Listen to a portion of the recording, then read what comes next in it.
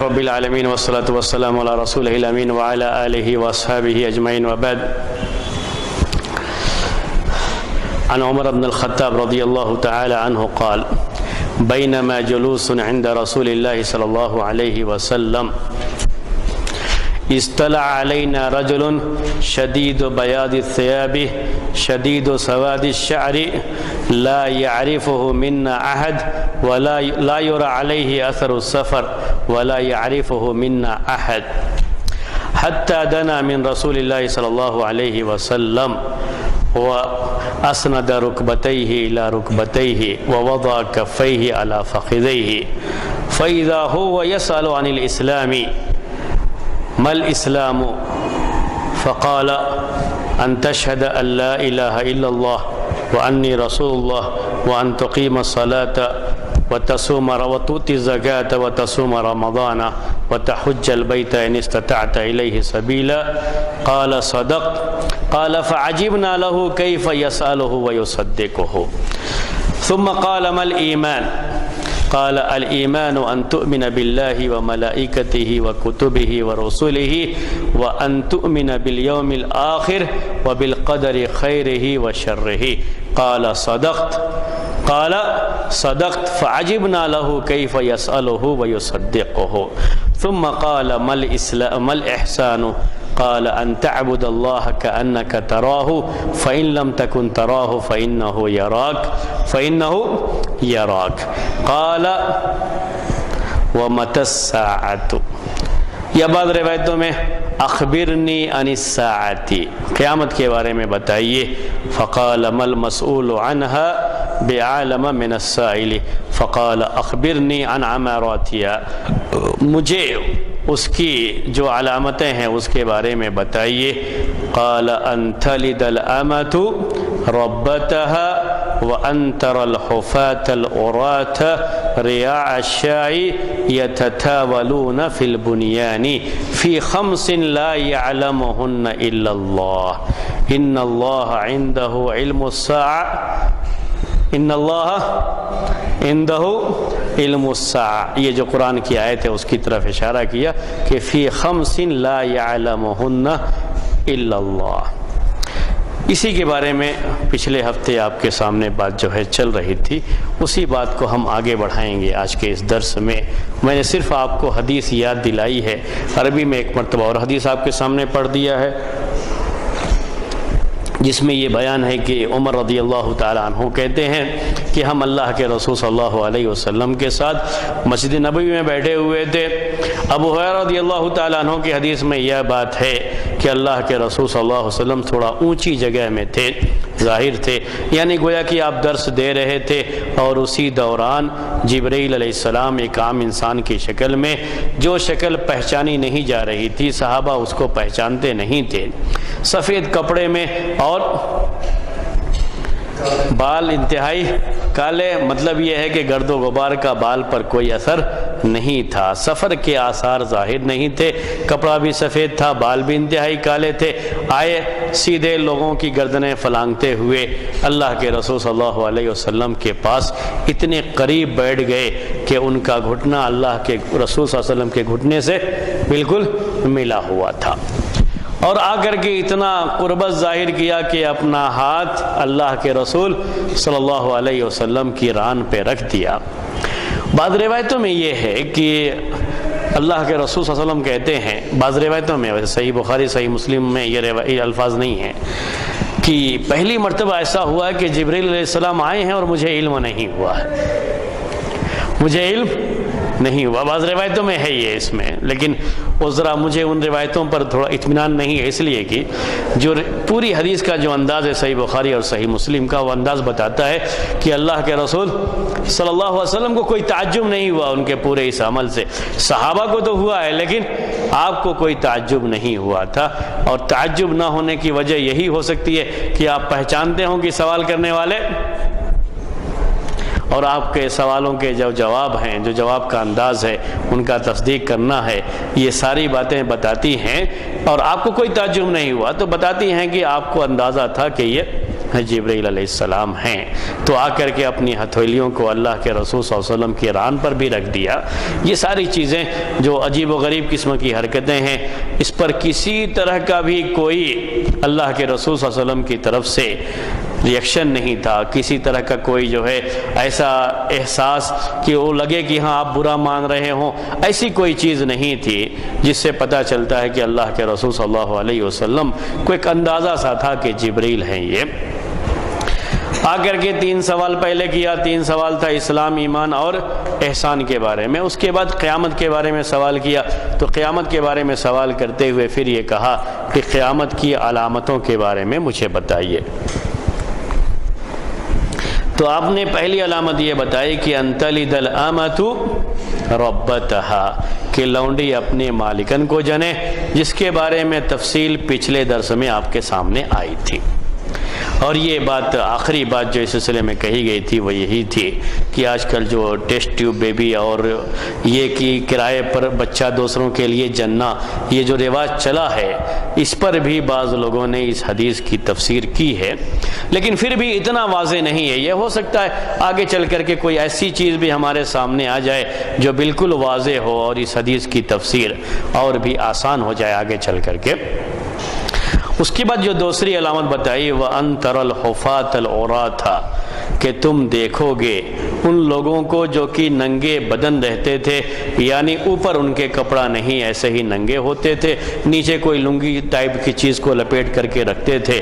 ایسے لوگ جن کے پیروں میں چپل اور جوتے نہیں ہوتے تھے، ننگے پیر رہتے تھے، ننگے بدن رہتے تھے، لیکن اتنی ان کے پاس دولت آ جائے یا اتنا ان کے پاس پیسہ آ جائے کہ اونچی اونچی بلڈنگیں بنانے میں ایک دوسرے پر یہ لوگ فخر کرنے لگیں، اور کوشش رہے کہ فلاں کی یہ بلڈنگ اتنی اونچی ہے تو میری بلڈنگ اس سے بھی اونچی ہونی چاہیے، ایسا انداز اپنائے جانے لگے، تو سمجھو کہ قیامت قریب ہے۔ قیامت کی علامت آپ نے بیان فرمائی۔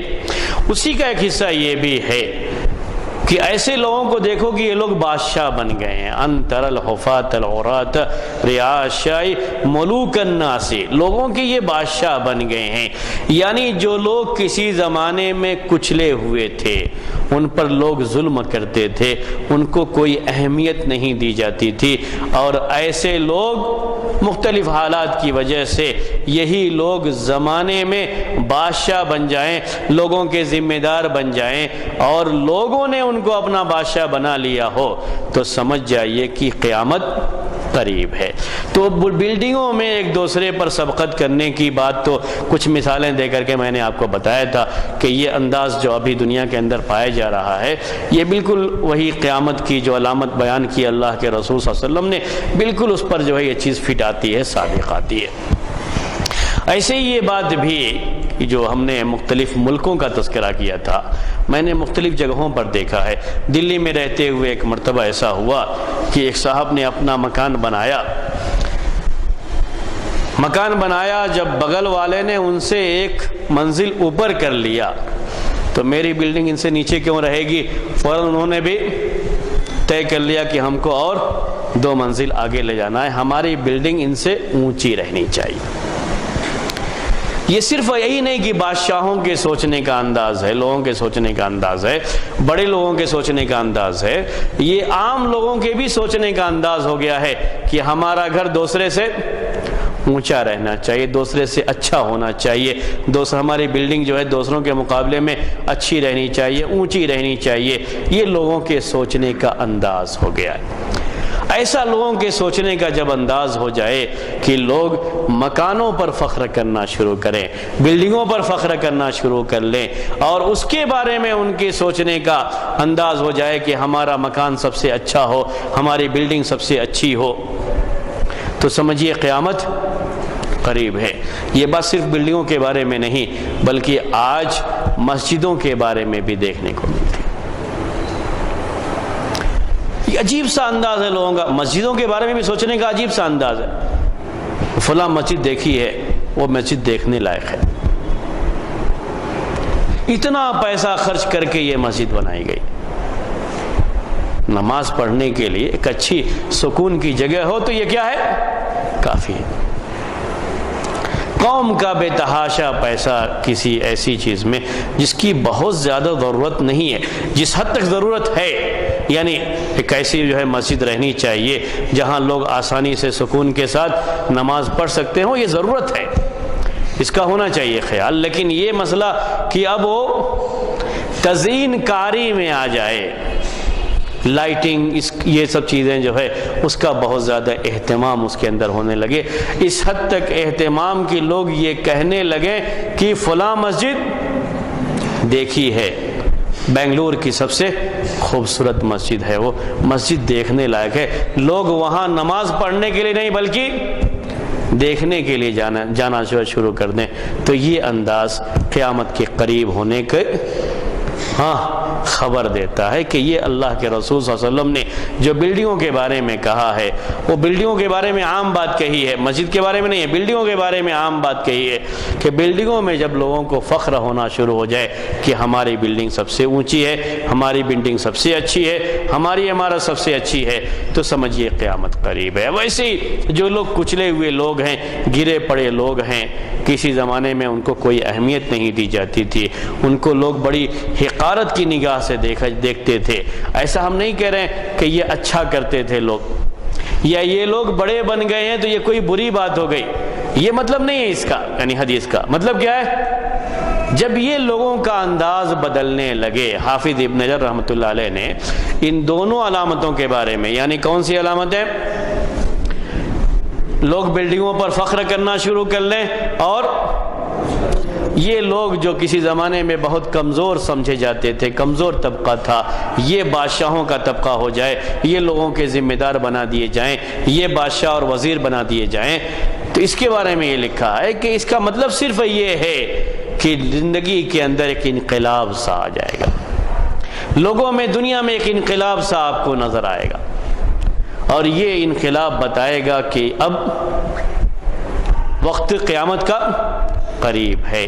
یہ قیامت کی علامت میں کے طور پر آپ نے بیان کیا کہ یہ بھی قیامت کی علامت کے طور پر، صرف یہ ہے اس کا مطلب، یعنی یہ مطلب نہیں ہے کہ ان کا آگے آ جانا، ان کا اونچا ہو جانا، اسلام کو یہ چیز پسند نہیں ہے یا اسلام میں یہ چیز جائز نہیں ہے، پہلے جو ان کے ساتھ ظلم کیا گیا وہ صحیح تھا، یہ مطلب نہیں ہے اس کا۔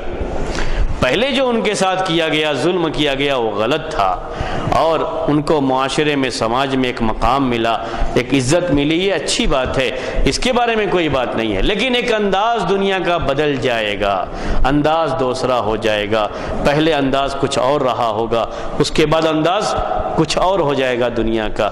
جب یہ انداز بدلنے لگے، بادشاہوں کے انداز بدلنے لگے، تو یہ بھی سمجھ لیجیے کہ ایک طرح سے قیامت کے قریب آنے کی خبر ہے، یہ بھی قیامت کے قریب آنے کو چیز بتا رہی ہے۔ یہ اس علامت کا مطلب ہے، یہ اس کا معنی بیان کیا گیا۔ ابھی جب سے دنیا کے اندر جسے ہم جمہوریت کہتے ہیں، جسے جمہوریت کہتے ہیں، ڈیموکریسی کہتے ہیں، یا عربی میں ڈیموکراتیہ کہا جاتا ہے، اس میں کوئی بھی شخص جس کو لوگوں نے زیادہ ووٹ دے دیا وہ ذمہ دار بن سکتا ہے۔ اس کے پہلے جب بادشاہت کا چلن تھا، بادشاہ ہوتے تھے، تو بادشاہت کے چلن میں یہ شکل تھی کہ جس خاندان میں بادشاہت چل رہی ہے وہی خاندان بادشاہ بنتا آتا ہے، اسی کے لوگ جو ہے بادشاہ بنتے آتے ہیں، اور پوری جو بھی ذمہ داری ہے وہ اسی خاندان میں چلتی جائے گی، وہ انداز تھا اور اسی لحاظ سے لوگ بنتے تھے۔ تو اگر اس کے خلاف، یعنی یہ حکومت بہت کمزور ہو گئی ہے، تو دوسری کوئی حکومت جس کے پاس طاقت ہے وہ اس پر غلبہ حاصل کر کے ان کو ہٹا کر کے وہ بادشاہ بن جائے گا۔ یہ شکلیں تو ہوتی تھی، لیکن ان کی آپس کی لڑائی بھی ہمیشہ انہی کے طبقے سے ہوتی تھی جو بادشاہوں کے طبقے کے لوگ ہوتے تھے۔ تو اس میں جو گرے پڑے لوگ، جن کو کوئی اہمیت نہیں دی جاتی تھی، جن کو اس لوگ جو ہے بالکل معاشرے میں سب سے نچلا اور کچلا ہوا آدمی سمجھتے تھے، وہ لوگ کبھی اس مقام کو نہیں پہنچ پاتے تھے۔ وہ اپنے آپ کو یہی سمجھتے تھے کہ ہم تو صرف خدمت کرنے کے لیے پیدا کیے گئے ہیں، ہمیں ان کی خدمت کرنی ہے۔ لیکن جب یہ انداز بدل گیا، اب کوئی بھی بن سکتا ہے، تو یہ لوگ بادشاہ بھی بن جائیں گے، وزیر بھی بنیں گے، اور جیسا کہ بن رہے ہیں، آپ دیکھ رہے ہیں یہ لوگ بن بھی رہے ہیں، تو دنیا کا ایک الگ انداز ہو جائے گا، جو پہلے سے چیز چلی آ رہی تھی اس میں کافی جو ہے تبدیلی آ جائے گی، یہ قیامت کی ایک علامت ہے۔ اللہ کے رسول صلی اللہ علیہ وسلم نے بیان فرمایا تھا حدیث جبرائیل میں، وہ بات ہمارے سامنے ہے۔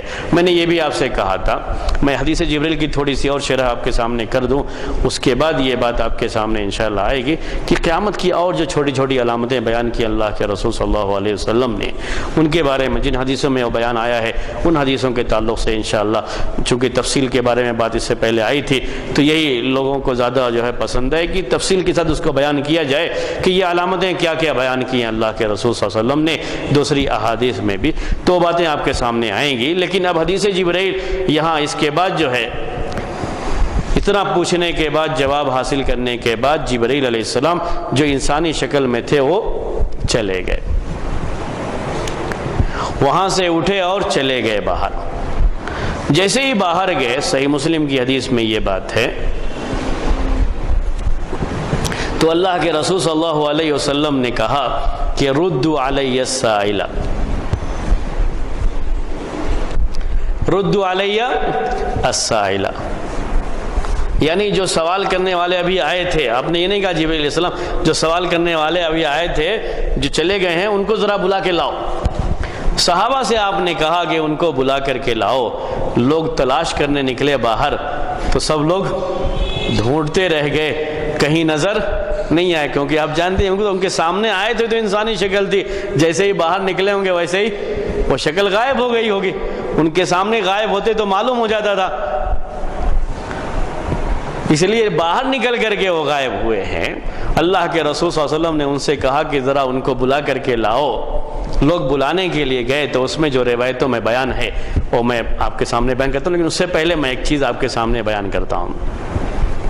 بعض مرتبہ لوگ اس طرح کی چیز بیان کرتے ہیں کہ مجلسوں میں جہاں پہ کتاب و سنت کی تعلیم ہوتی ہے وہاں پہ جن بھی آ کر کے علم حاصل کرتے ہیں، تو جن بھی آ کر کے بیٹھتے ہیں۔ جہاں تک فرشتوں کے آنے کی بات ہے تو علم حاصل کرنے کے لیے نہیں، لیکن فرشتے آتے ہیں، اور ان مجلسوں کی فضیلت یہ ہے کہ اس میں فرشتے بھی حاضر ہوتے ہیں، احادیث میں یہ بات آئی ہوئی ہے۔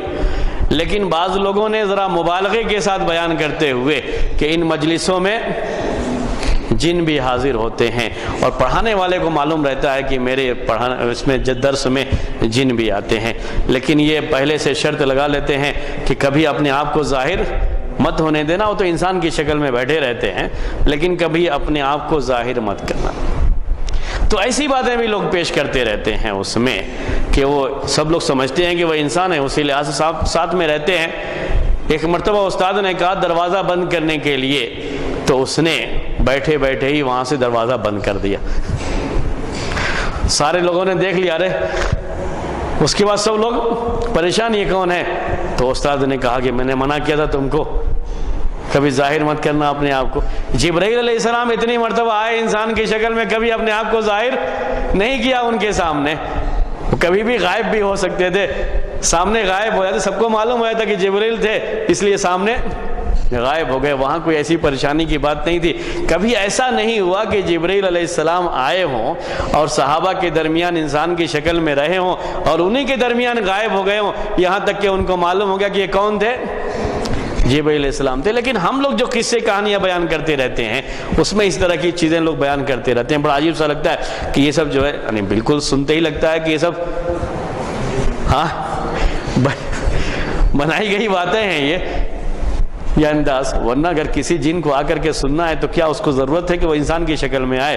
اپنی شکل میں آ کے نہیں سن سکتا ہے،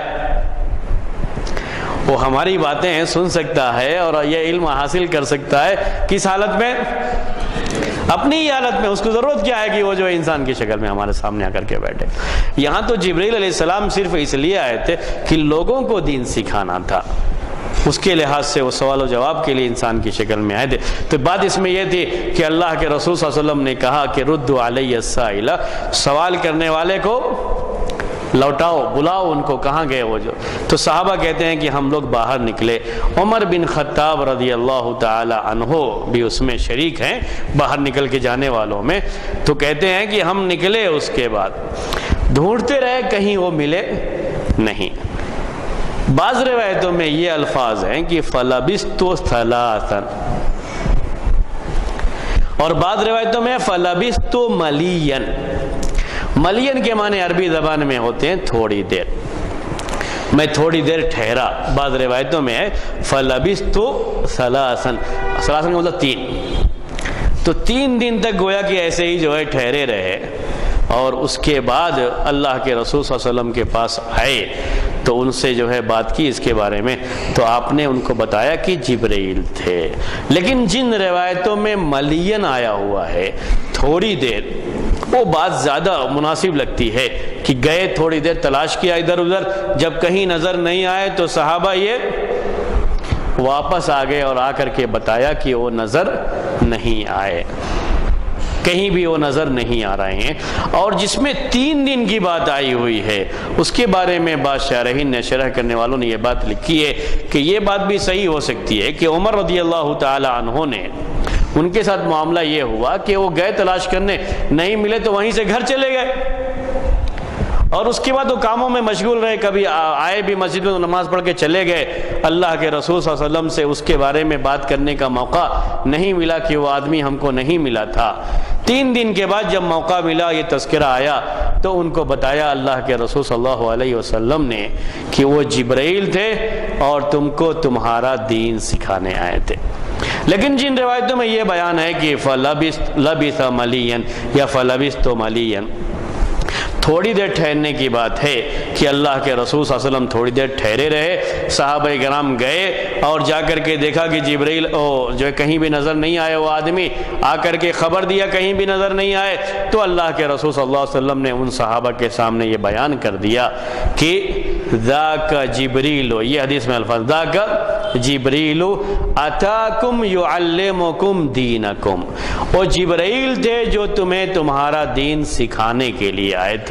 تو جبرائیل علیہ السلام اللہ کے رسول صلی اللہ علیہ وسلم کے سامنے انسان کی شکل میں آ کر کے ایسی باتیں جو پہلے سے معلوم ہیں، دین کی معلومات، اسی کے بارے میں سوال و جواب کے ذریعے سے لوگوں کو باتیں سکھا کر کے ایسے ہی چلے گئے، کسی کو علم نہیں ہوا۔ اللہ کے رسول صلی اللہ علیہ وسلم کو یقیناً ان کے بارے میں علم رہا ہوگا، اور ہم اسی بات کو بہتر سمجھتے ہیں کہ آپ کو ان کے بارے میں علم تھا کہ یہ جبرائیل ہیں، اور صحابہ کرام کے سامنے بھی آپ نے یہ بات واضح کر دی کہ وہ جبرائیل تھے اور تمہیں تمہارا دین سکھانے کے لیے آئے تھے۔ تو یہ دین جو پہلے نازل ہو چکا ہے، جس کے احکام نازل ہو گئے، اور یہ آنا جبرائیل علیہ السلام کا، یہ اللہ کے رسول صلی اللہ علیہ وسلم کی زندگی کے آخری ایام میں تھا، یعنی جب دین مکمل ہو گیا ہے، دین کی تعلیمات مکمل ہو گئی ہیں، تو ایک مرتبہ جبرائیل علیہ السلام نے آ کر کے پورا دین بتا دیا کہ دین کیا ہے۔ اسی لیے حدیث جبرائیل کے بارے میں کہا جاتا ہے کہ جیسے سورہ فاتحہ میں پورے قرآن کی باتیں مختصر انداز میں بیان کر دی گئی ہیں، خلاصے کے طور پر پیش کر دی گئی ہیں، ویسے ہی حدیث جبرائیل میں پورے دین کی باتیں سمیٹ دی گئی ہیں، اسی لیے اس کو ام السنہ کہا جاتا ہے۔ یعنی جیسے سورہ فاتحہ ام الکتاب ہے، یعنی پورے قرآن کا نچوڑ ہے، ویسے ہی یہ حدیث جبرائیل پورے دین کا نچوڑ ہے، پوری احادیث کا نچوڑ ہے، تو اسے ام السنہ کہنا چاہیے۔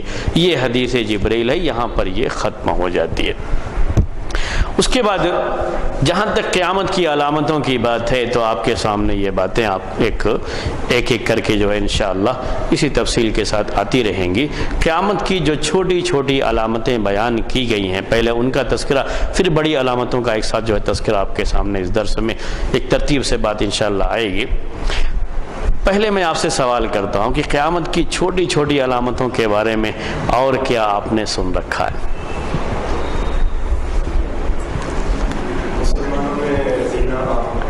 ہاں، زنا کی کثرت ہو جائے گی۔ اس کے پہلے میں ایک ترتیب سے چلاتے ہوئے، قیامت کی علامتوں میں سے ایک علامت اللہ کے رسول صلی اللہ علیہ وسلم کی وفات ہے۔ وہیں سے یعنی اس کو شروع کر لیں گے۔ اللہ کے رسول صلی اللہ علیہ وسلم کی وفات ہے۔ آپ کی زندگی میں قیامت نہیں آ سکتی تھی، تو آپ کی وفات خود قیامت کی علامت، یعنی قیامت کے قریب ہونے کی۔ یہ دنیا، پوری دنیا کی مدت کے لحاظ سے آپ دیکھیں گے تو یہ قریب ہوگا، ورنہ وہ بھی کتنے سال گزر چکے ہیں؟ 1400 سال گزر چکے ہیں، اس کو بھی 1400 سال سے زیادہ جو ہے اب یہ عرصہ گزر رہا ہے، لیکن پوری دنیا کے مدت کے لحاظ سے اگر آپ دیکھیں گے تو اس کے لحاظ سے سوچیں گے تو یہ بات آپ کو سمجھ میں آئے گی، ورنہ صرف نوح علیہ السلام کی ہی عمر کتنی تھی؟ ہاں وہ تو دعوت کی عمر ہے، ان کی پوری زندگی 1000 سال کی ہے، تو تنہا ان کے پہلے تو لوگوں کی عمریں بہت زیادہ ہوا کرتی تھی، لمبی لمبی عمر ہوا کرتی تھی. تو یہ بات تھی، یعنی کہنے کا مطلب یہ ہے کہ اللہ کے رسول صلی اللہ علیہ وسلم کی وفات کے بعد ہم کو لگتا ہے ایک لمبی مدت گزر گئی ہے، اس میں کوئی شبہ نہیں ہے، لیکن اللہ کے رسول صلی اللہ علیہ وسلم کی وفات یہ خود قیامت کے قریب ہونے کی ایک علامت ہے، کیونکہ آپ کی وفات اور قیامت تک کوئی اور نبی آنے والا نہیں ہے، یہی آخری امت ہے. جی اور بولیے.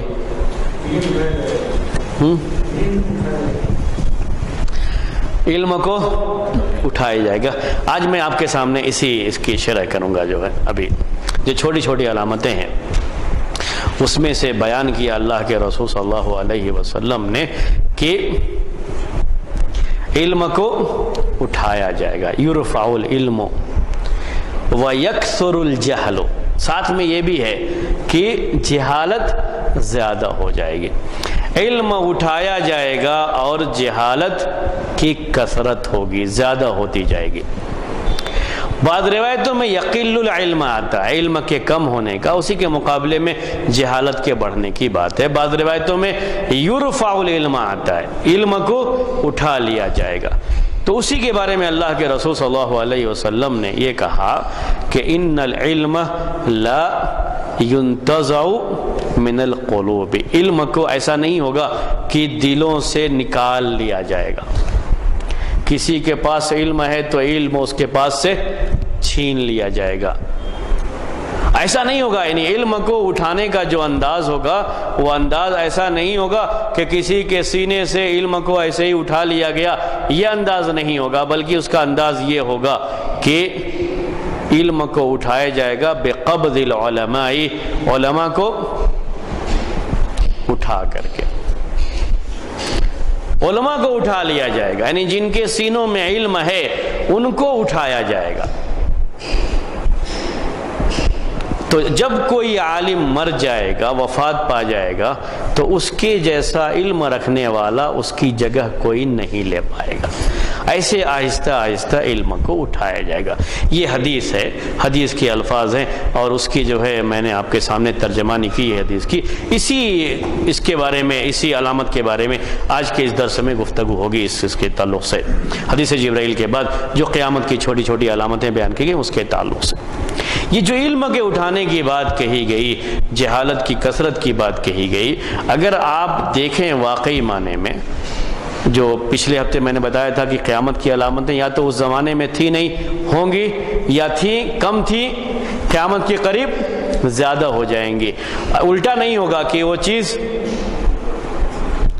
چیز اس زمانے میں تو پائی جاتی تھی بعد میں ختم ہو گئی ہو، ایسا نہیں ہوگا.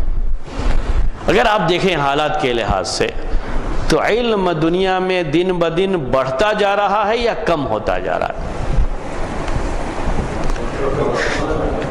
علم بڑھتا جا رہا ہے. اگر واقعی معنی میں آپ دیکھیں گے اس زمانے کے لحاظ سے اور پوری ترتیب اگر آپ ذہن میں رکھیں تو جیسے جیسے وقت بڑھتا گیا ہے ویسے ویسے علم میں بھی اضافہ ہوتا گیا، علم بھی بڑھتا گیا ہے. اور آج بھی ابھی وہی شکل ہے. آج جو 50 سال کی عمر کے لوگ ہیں، 10 سال کا بچہ بعض وہ چیزیں جانتا ہے جو 50 سال کا آدمی نہیں جانتا. اتنی جلدی سیکھتا ہے وہ جتنی جلدی پہلے کے لوگ نہیں سیکھ پائے تھے. علم بہت ہے اور دن بدن یہ علم بڑھتا جا رہا. پھر یہ بات کہ قیامت کی علامت یہ ہے کہ جہالت زیادہ ہوگی لوگوں میں، علم کم ہوتا جائے گا، علم آہستہ آہستہ اٹھایا جائے گا دنیا سے. یہ بات کیسے سمجھی جائے؟ ہاں، اس سے مراد دین کا علم. جی اب اس کے بعد کیا ہوا کہ لوگوں نے ان حدیثوں کو سامنے رکھ کر کے اب یہ سوال آیا، یہ اشکال پیدا ہوا، یہ پریشانی تھی لوگوں کو کہ ایسا کیسے ہے، دین میں علم تو بڑھتا جا رہا ہے دنیا کے اندر، پھر اللہ کے رسول صلی اللہ علیہ وسلم نے یہ کیسے کہا کہ قیامت کی علامت یہ ہے کہ علم اٹھایا جائے گا، آہستہ آہستہ یہ علم دنیا سے اٹھایا جائے گا، یہ کیسے کہا؟ تو اس کی شرح کرتے ہوئے لوگوں نے یہ بات کہی کہ اس سے مراد دین کا علم ہے۔ تو دین کا علم دنیا میں آہستہ آہستہ کم ہوتا جائے گا، گھٹتا جائے گا، اٹھایا جائے گا، اس علم کو اٹھا لیا جائے گا اور اس علم کے جاننے والے لوگ کم ہوتے جائیں گے۔ اس سے مراد دین کا علم ہے، اس سے مراد جو علم اور دنیا کے اندر پائے جاتے ہیں وہ علم مراد نہیں ہے۔ حالات کو دیکھ کر کے لوگوں نے یہ بات کہی، لیکن میں یہ سمجھتا ہوں واللہ عالم کہ اس میں دین اور دنیا کا کوئی مسئلہ نہیں ہے۔ حقیقت یہی ہے کہ علم آہستہ آہستہ دنیا سے اٹھایا جا رہا ہے، اور جو چیزیں بڑھتی جا رہی ہیں دنیا میں اس کی حیثیت ہنر کی ہے، علم کی نہیں ہے۔ ابھی جو لگتا ہے آپ کو دنیا میں چیز یہ بہت زیادہ ہوتی جا رہی ہے، بڑھتی جا رہی ہے، بڑھتی جا رہی ہے، لوگوں میں علم بہت زیادہ ہو گیا ہے، یہ علم نہیں بلکہ کیا ہے؟ ہنر ہے۔ اب یہ ایک دوسرا مسئلہ ہے کہ علم کسے کہتے ہیں اور ہنر کسے کہتے ہیں۔ آج ایک 10 سال کا بچہ کمپیوٹر پر جتنی تیزی کے ساتھ کام کر سکتا ہے وہ بولیے 50 سال کا آدمی نہیں کر سکتا ہے، یہ حقیقت۔ اس کو علم کہیں گے یا ہنر کہیں گے؟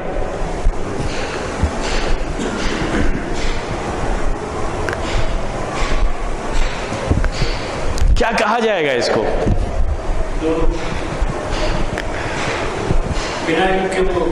جی جی، اس کو علم کہا جائے یا ہنر کہا جائے؟ یہ چیز جو اس کو آئی ہے، جو جانتا ہے، یہ اس کو ہنر کہا جائے گا یا علم کہا جائے گا؟ اب میں مثال دوسری دیتا ہوں، آپ کو زیادہ سمجھنے میں آسانی ہوگی آپ کو۔ ایک آدمی یہ دروازہ بناتا ہے، یہ میز بناتا ہے، یہ بورڈ بناتا ہے۔ اس بنانے والے کو جو اس کا علم ہے اس کو ہنر کہیں گے، علم کہیں گے؟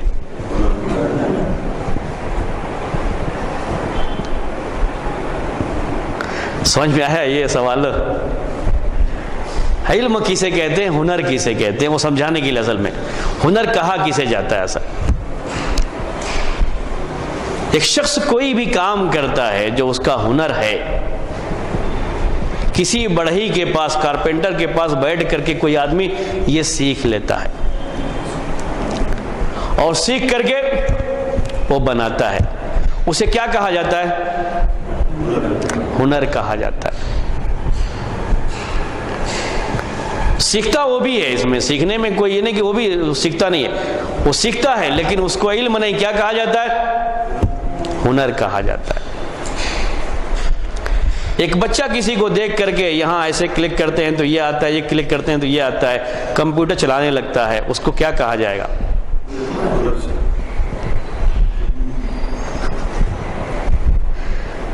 آج یہی چیز، یعنی اس کو ایسے بنانا ہے، اس کو ایسے کرنا ہے، انجینئرنگ کا اس کو نام دیا گیا ہے، لیکن یہ ساری چیز کس سے تعلق رکھتی ہے؟ بولیے، ہنر سے تعلق رکھتی ہے۔ وہی کارپینٹر کسی زمانے میں ہوتا تھا، کسی اسکول کسی کالج میں نہیں جاتا تھا، بناتا تھا یا نہیں بناتا تھا؟ وہی بلڈنگ بنانے والا کسی کالج کسی اسکول میں نہیں جاتا تھا، لیکن دوسرے بنانے والے کے ساتھ رہ کر کے کیا کرتا تھا؟ وہ سیکھ لیتا تھا اور اچھی سے اچھی بلڈنگ بناتا تھا۔ جنہوں نے تاج محل بنایا ہے وہ کسی بھی کیمبرج یونیورسٹی کے فارغ نہیں تھے، تھے کیا؟ وہ نہیں تھے، نہ وہ انجینئر تھے، نہ وہ آرکیٹیکٹ تھے، کوئی بھی بڑی اونچی سے اونچی ان کے پاس ڈگری نہیں تھی۔ قوم سمود، قوم عاد کے بارے میں جو باتیں قرآن میں آپ پڑھتے ہیں، جو پتھریں تراش تراش کر کے کیا بنا لیتے تھے؟ اونچی سے اونچی بلڈنگیں. وہ کہیں پڑھتے نہیں تھے. وہ ہنر ہے جو دیکھ کر کے حاصل ہو جاتا ہے. آپ کسی کو کرتے ہوئے دیکھیں گے تو آپ کو حاصل ہوگا.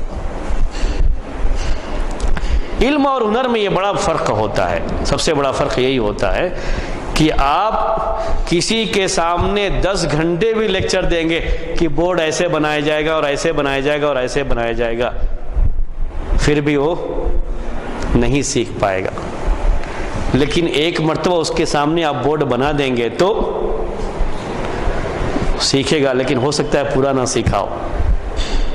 دوبارہ بنائیں گے, دوبارہ بنائیں گے, تو ایسے ہی دیکھتے دیکھتے وہ بورڈ بنانا سیکھ جائے گا. ہر آدمی کے ہاتھ کا ہنر الگ الگ ہوتا. تو دنیا میں کہا جاتا تھا علم اور ہنر.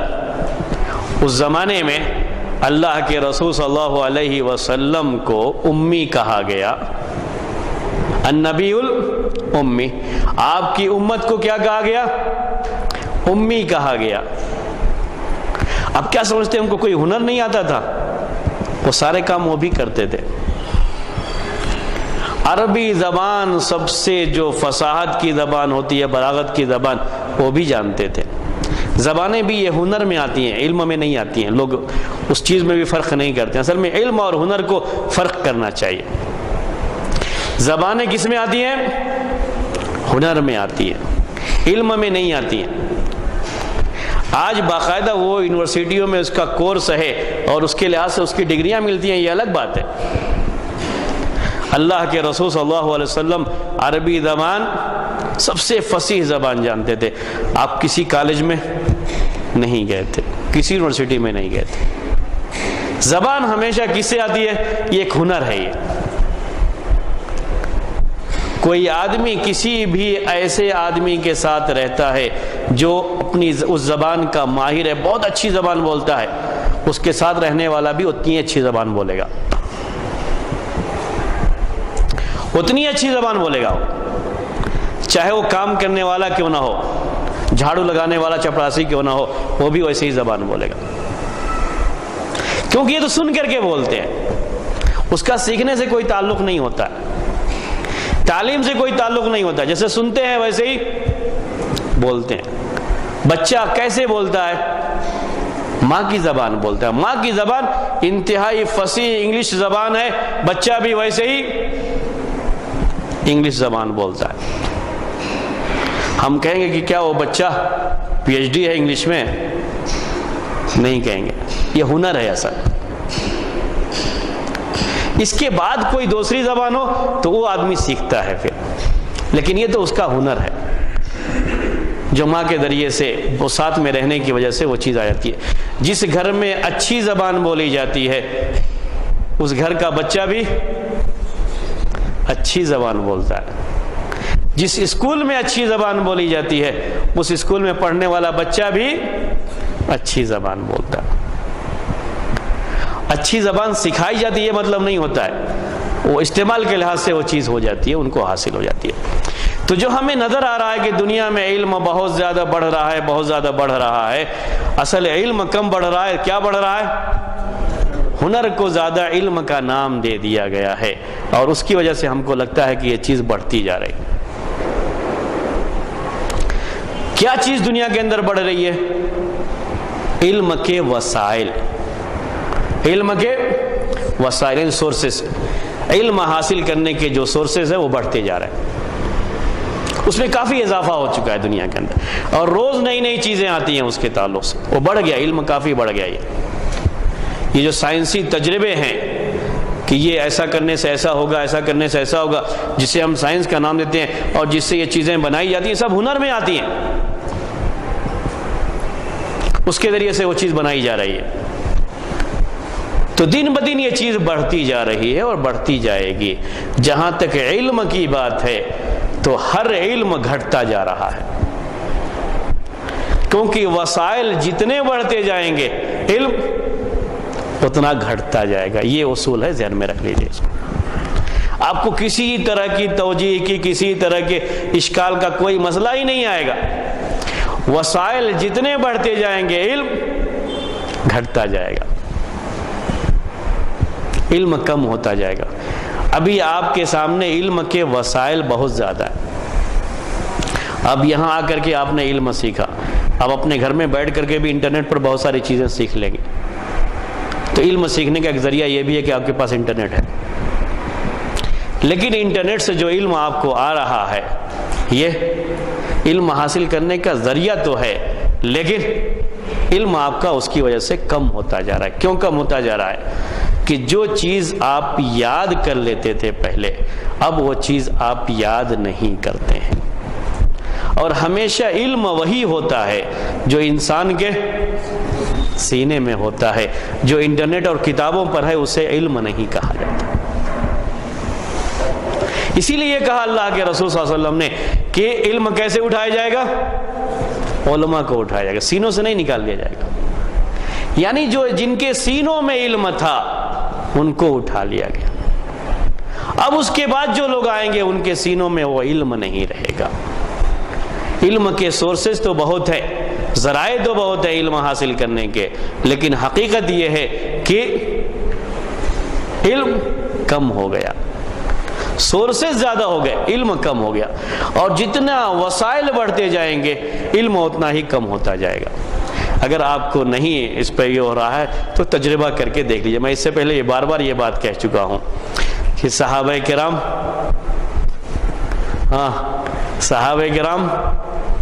اللہ کے رسول صلی اللہ علیہ وسلم سے جو بات سنتے تھے وہ بات ان کو یاد ہو جاتی تھی، وہ بات ان کے ذہن میں محفوظ، سینے میں محفوظ ہو جاتی تھی۔ ابھی بہت قریب تک بھی یہ چیز ہوتی تھی، لیکن آج اگر کسی بھی آدمی سے آپ پوچھیں گے کہ آپ 1 گھنٹے کے لیکچر میں گئے کتنی باتیں آپ کو یاد ہیں، تو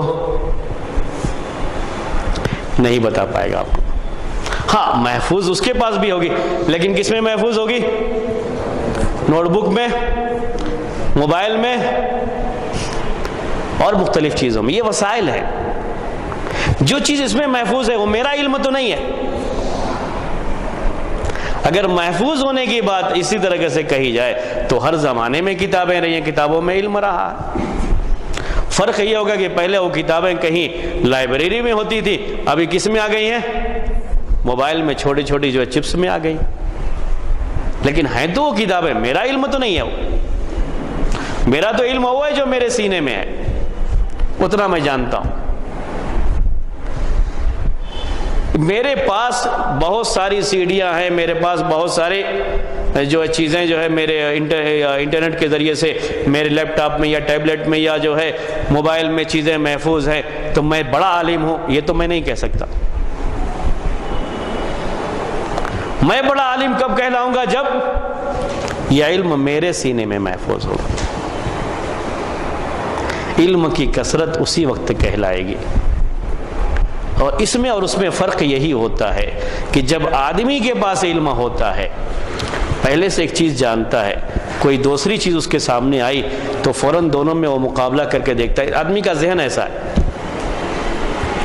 یہ ایسا ہے اور یہ ایسا ہے، اس حدیث میں تو ایسا آیا تھا، یہاں تو ایسا بیان کیا گیا، اس کے بارے میں اس کو سوچتا ہے، وہ علم بڑھتا ہے اس کا، اسی کو علم کہتے ہیں۔ یہ علم جیسے جیسے یہ وسائل پر اعتماد ہو جائے گا کہ چیزیں اس میں محفوظ ہیں، میرے پاس کچھ بھی نہیں ہے، ویسے ویسے آدمی کا اپنا علم ختم ہوتا جائے گا، آدمی کے پاس کوئی علم نہیں ہوگا۔ اب کسی سے آپ سوال کریں تو کہے گا ابھی میرا جو ہے سسٹم ڈاؤن ہے، تھوڑی دیر کے بعد کرو، دیکھ کے بولتا ہوں کہ اس میں کیا۔ کسی زمانے میں وہ کرنے کے لیے جاتے تھے بکنگ کے لیے، بکنگ پہلے سے دوری کنفرم کرنا ہے، کچھ بھی کرنا ہے ٹکٹ کے لیے، ابھی ذرا کم ہو گیا اس میں، تو بجلی نہیں ہے کوئی اور چیز ہے تو کہتا ذرا انتظار کرو، آنے کے بعد کر کے دیتے ہیں۔ کیوں؟ اس کے پاس خود کچھ نہیں ہے نا، وہ تو سارا کی سارا معاملہ کس کے اوپر چل رہا ہے؟ ان وسائل کے اوپر چل رہا ہے۔ تو میں اصل میں اس کی برائی نہیں کر رہا ہوں، میں بات سمجھانا چاہ رہا ہوں کہ حدیث کے اندر جو بات ہے وہ اپنی جگہ پر ہے، یہ دنیا اور دین کا کوئی مسئلہ ہی نہیں ہے اس کے اندر، ورنہ جیسے دنیا کا علم بڑھتا گیا ہے اگر آپ وسائل کے لحاظ سے دیکھیں گے تو ویسے ہی دین کا علم بھی ہے۔ جو چیزیں لوگ پتہ نہیں کہاں کہاں سفر کر کے حاصل کرتے تھے، ایک حدیث کو حاصل کرنے کے لیے 1 مہینے کا سفر کیا ہے، آج گھر میں بیٹھے بہت آسانی سے حاصل ہو جا رہی۔ یہ تو دین کے علموں میں بھی یہ بات ہے کہ آج جو ہے مکتبہ شاملہ میں اتنی ساری کتابیں، آدمی جو ہے ایک چھوٹے سے کمپیوٹر میں رکھ کر کے بیٹھ کر کے دیکھتا رہتا ہے کہاں کیا لکھا ہوا۔ کسی چیز کی تیاری کرنے میں بڑی آسانی ہو جاتی ہے اس کی وجہ سے۔ ہیں ساری چیزیں یہ سب، لیکن یہ کیا ہے؟ وسائل ہیں، علم نہیں ہے آدمی کا، اس کو علم نہیں کہا جاتا ہے۔ تو وسائل تو ہر چیز میں زیادہ ہوئے، دین کے علموں میں بھی زیادہ ہو گئے ہیں، اور دعویٰ کے لیے کسی زمانے میں کچھ وسائل تھے، آج بہت زیادہ بڑھ گئے ہیں اس کے وسائل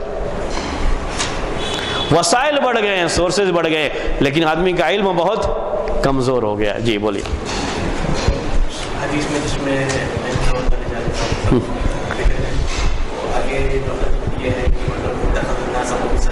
جو حالہ لوگ جو ہے اس میں یہاں تک بھی ہے کہ لوگ اس کے بعد اسی کی طرف اب میں آنے والا تھا، ایسے لوگوں کو اپنا رئیس اور سردار بنا لیں گے جو جاہل ہوں گے۔ جبکہ بات یہ ہے ابھی مسئلہ کیا چل رہا ہے، بات یہ ہے کہ آپ ابھی اس وقت دیکھیں گے کہ جو نئی عمر کے لوگ ہیں ان کے پاس انٹرنیٹ اور یہ وہ بہت ساری چیزیں ہیں، آپ پوچھیں گے تو ہاں اس میں دیکھ کر کے اس میں دیکھ کر کے ہاں ایسا ہے اور ایسا ہے اور ایسا ہے۔ ان کے پاس کوئی خاص علم نہیں ہوتا ہے، کہاں سے دیکھتے ہیں؟ انٹرنیٹ سے۔ بہت سارے ہمارے نوجوان ساتھی بھی یہ کرتے ہیں، کوئی مسئلہ آیا تو انٹرنیٹ پہ ڈھونڈتے ہیں کہ اس مسئلے کے بارے میں کہاں بیان آیا ہوا، ڈھونڈتے ہیں اس کے بارے میں، ملتی ہیں ان کو بہت ساری چیزیں، لیکن یہ انٹرنیٹ کی یہ معلومات آپ کو یہ تو نہیں دے دیں گی کہ یہ صحیح ہے یا غلط ہے۔ یہ تو آدمی کا اپنا علم ہوتا ہے، یہ تو وسائل ہیں صرف۔ تو وہی بات اب میں آپ کو یہی سمجھانا چاہتا، حدیث کے جو 2 آگے کے الفاظ ہیں اس پہ آ رہا ہوں۔ ابھی جو باتیں چل رہی تھیں، یہ بات جہاں تک ہم سمجھتے ہیں اس کے بارے میں وہ یہی ہے کہ علم دنیا میں دن بدن کم ہوتا جا رہا ہے۔ چیز جو بڑھتی جا رہی وہ ہنر کی شکل میں ہے یا وسائل کی شکل میں ہے، یہ چیزیں دن بدن بڑھتی جا رہی ہیں، لیکن علم آدمی کا کمزور ہوتا جا رہا ہے۔ پہلے جو ڈاکٹر ہوا کرتے تھے وہ نبض پکڑ کر کے معلوم کر لیتے تھے کہ آدمی کے اندر کیا بیماری ہے۔ آج کا ڈاکٹر بغیر یہ چیک اپ وہ چیک اپ وہ چیک اپ اس کے بغیر کچھ نہیں جانتا ہے۔ علم کمزور ہو گیا ہے لوگوں کا، وسائل بڑھ گئے لیکن علم کمزور ہو گیا۔ ایسے ہی ہر میدان میں بھی آپ جو ہے، میں 2 چیزیں آپ کے سامنے پیش کی میں نے، ورنہ کسی زمانے میں جو حکیم لوگ ہوتے تھے صرف نبض پکڑ کر کے آپ کے اندر یہ بیماری ہے بتا دیا کرتے تھے، وہ ایک علم تھا۔ ابھی وہ چیز نہیں ہے، ابھی کیا ہے، آپ کے اندر کہاں کیا خرابی ہے کیا بیماری ہے، جب تک ان مشینوں کے ذریعے سے پوری بات نہیں آ جائے گی، پوری رپورٹ نہیں آ جائے گی، ڈاکٹر کہے گا کہ میں اس سے پہلے کچھ نہیں کہہ سکتا۔ یہی حال عالم کا ہے، جب تک اس کے پاس انٹرنیٹ، لیپ ٹاپ، ٹیبلٹ سب کچھ نہ ہو تب تک میں آپ کو یہ مسئلہ ابھی نہیں بتا سکتا، دیکھنا پڑے گا، اس میں دیکھ کر کے بتاؤں گا۔ آج جو مختلف کورسز شروع کیے گئے، کہیں 2 سال کا، کہیں 3 سال کا، 2 سال میں عالم کی سرٹیفکیٹ، 3 سال میں عالم کی سرٹیفکیٹ، یہ سب اسی حدیث کی تحت ہے، یعنی یہ سب کی سب قیامت کی علامت ہے۔ 2 سال پڑھے عالم بن گئے، 3 سال پڑھے کیا بن گئے؟ عالم بن گئے۔ سرٹیفکیٹ کس کی ہے؟ عالم کی ہے۔ سرٹیفکیٹ سے لوگ عالم بن گئے، علم سے نہیں، کس سے؟ سرٹیفکیٹ سے۔ وہی ہے اس حدیث کے اندر، اتخذ الناس رؤوسا، یہ عالم نہیں تو جاہل ہے۔ عالم کسے کہتے ہیں؟ جس کے سینے میں علم محفوظ ہوتا ہے۔ ان کے پاس تو سینے میں علم نہیں تھا، مختلف چیزوں میں، مختلف وسائل میں جو ہے علم ہے، ایسے لوگوں کو لوگ کیا کر لیں گے؟ اپنا سردار بنا لیں گے۔ اس کے بعد جب ان سے فتویٰ پوچھا جائے گا تو علم تو ہے نہیں، بغیر علم کے فتویٰ دیں گے، خود بھی گمراہ ہوں گے اور دوسروں کو بھی گمراہ کریں گے۔ وہی حدیث کا جو ہے باقی جو ہے وہ آگے کا ٹکڑا ہے، اور واقعہ بھی ایسے ہی ہو رہا ہے۔ ابھی ہم نے دیکھا ہے ان خواتین کو جن کو جگہ جگہ خواتین کے لیے 2 سال کا کورس کھولا گیا، 2 سال میں عالمہ کی ڈگری، 4 سال میں فلاں چیز کی ڈگری، 6 سال میں فاضل کی ڈگری، مختلف مدارس میں وہ ڈگریاں لے کر کے آتے ہیں. یہ کیا نظام تعلیم کیا ہے؟ جیسے دوسری جگہوں پر ہوتا ہے اسکول کالجوں میں، بالکل ویسے ہی ہے. آپ نے سیکھا یا نہیں سیکھا، علم آپ کے پاس آیا یا نہیں آیا، اس کا کوئی اعتبار نہیں ہوتا ہے اس میں. تو ڈگری جو ہے پاس ہو گئے، ڈگری دے دی گئی، دے دیا گیا. علم ہے یا نہیں ہے کوئی مطلب نہیں ہوتا. اور جس آدمی کے پاس علم نہیں ہوتا ہے اس کو زیادہ شرمندگی ہوتی ہے یہ کہنے میں کہ مجھے اس کے بارے میں نہیں معلوم ہے. یہ نفسیاتی بات ہے، اس کا اندازہ لگا لیجئے گا. انشاءاللہ آئندہ ہفتے آپ کے سامنے جو ہے بات ہوگی. آج کا درس اسی پر ختم کریں. سبحانک اللہم و بحمدک اشہد ان لا الہ الا انت استغفرک و اتوب الیک.